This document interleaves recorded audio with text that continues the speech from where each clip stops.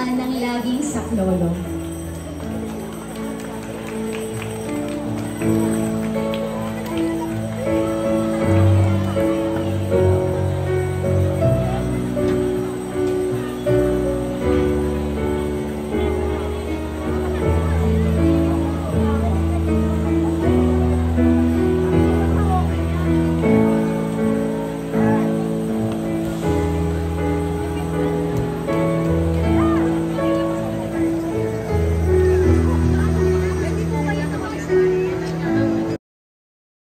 Pinararangalan natin sa prosesyong ito ang pagkakatagpo ni Santa Elena sa tunay na krus ni Kristo. Matapos niyang matagpuan sa Jerusalem,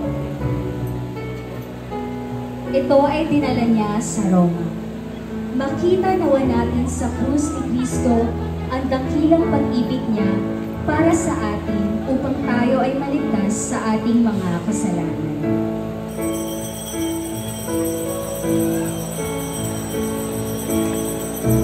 Reyna Bandera, sumasagisag sa pagdating ng Kristyanismo sa ating bansa. Tangan niya ang isang banderang dilaw at kalimitay nakasuot ng pulang damit. Gumaganap bilang Reyna Banderata sa taong ito ay si Jean Harvey Duranga.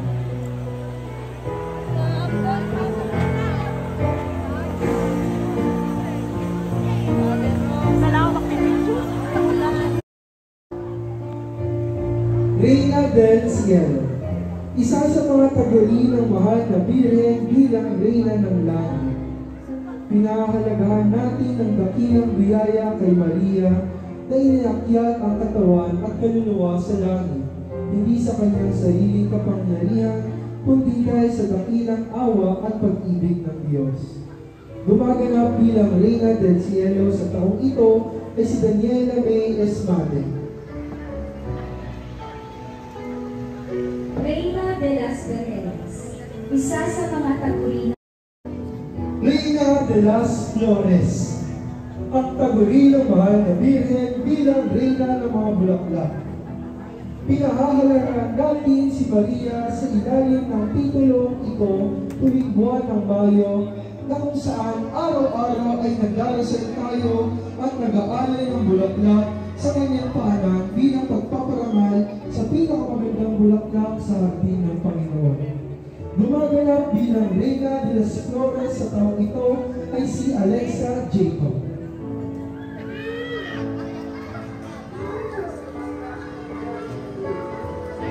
Reyna Emperatriz, kumakatawan kay Elena ng Constantinople bilang Reyna Athena. Ang titulong binigay ng kanyang anak na si Constantino.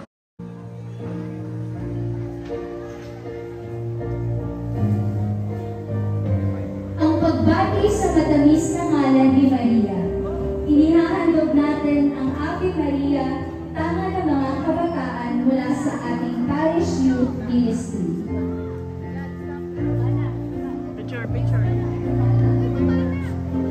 At ngayon,